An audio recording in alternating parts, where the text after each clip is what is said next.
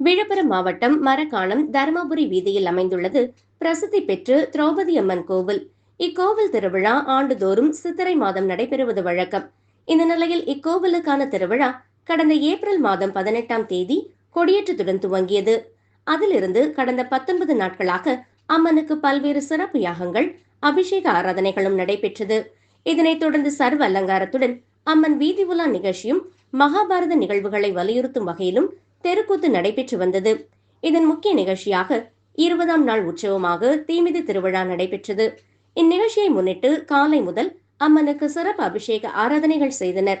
இதனைத் தொடர்ந்து துரியோதனனை பீமன் வதம் செய்யும் நிகழ்ச்சியும், பொதுமக்களுக்கு காப்பு கட்டி சக்தி கரகம் ஜோடித்து மரக்காணம் பூமி ஈஸ்வரர் குளக்கரையிலிருந்து சக்தி கரக வீதி உலா நிகழ்ச்சி நடைபெற்றது.